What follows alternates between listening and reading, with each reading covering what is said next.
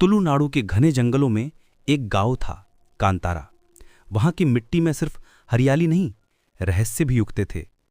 लोग कहते थे इस जंगल की आत्मा है पंजुर्ली देव, एक सुअर के रूप में पूजित देवता। जब कोई अन्याय करता, जंगल गूंज उठता। जब कोई श्रद्धा से पुकारता, हवा में घंटियों की आवाज सुनाई देती। लेकिन एक रात सब बदल गया। एक लालची राजा ने जंगल की जमीन हथियाने की कोशिश की और तभी पंजुर्ली की आंखें लाल हो गईं। जंगल ने करवट ली, पेड़ कांपने लगे और गांव वालों ने पहली बार महसूस किया देवता सिर्फ रक्षा नहीं करते, वो न्याय भी करते हैं। जंगल अब शांत नहीं था। राजा ने पंजुर्ली की भूमि पर महल बनवाने की ठानी। गांव वालों ने विरोध किया, लेकिन राजा ने कहा दैव कोई नहीं, मैं ही ईश्वर हूं। उसी रात जंगल में कुछ टूटा, हवा भारी हो गई और पहली बार गुलिगा देव प्रकट हुआ। एक अंधकारमय शक्ति जो न्याय नहीं, बदला चाहती थी। गांव में सूखा पड़ा, बच्चों को बुखार चढ़ा और हर रात किसी न किसी घर से चीखें आतीं। लोग कहते थे गुलिगा की छाया अब जंगल में नहीं, दिलों में उतर चुकी है। और पंजुर्ली मौन था। क्या देवता भी डर गए थे?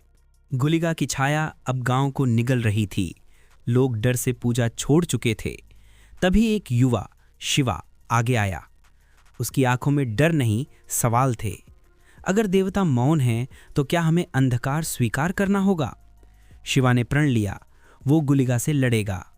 उसने जंगल की गहराइयों में प्रवेश किया। वहां उसे मिले भ्रमित आत्माएं, छल करने वाले भूत और परीक्षा लेते देवता। हर रात वो सपनों में पंजुर्ली को पुकारता और एक रात पंजुर्ली प्रकट हुआ। उसने कहा शिवा, अगर तेरा हृदय शुद्ध है तो तू अंधकार को हराएगा।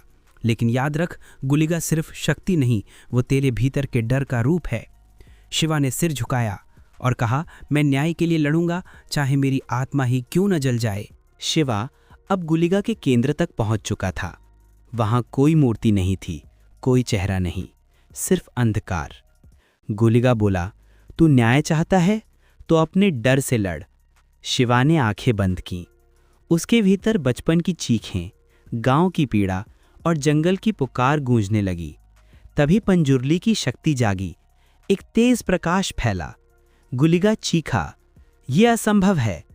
लेकिन शिवा ने कहा, जहां श्रद्धा है वहां असंभव नहीं। अंधकार टूट गया।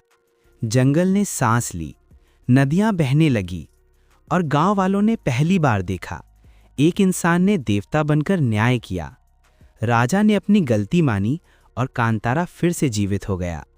लेकिन कहते हैं जब भी कोई जमीन को लालच से देखता है, पंजुर्ली की आंखें फिर से चमक उठती हैं।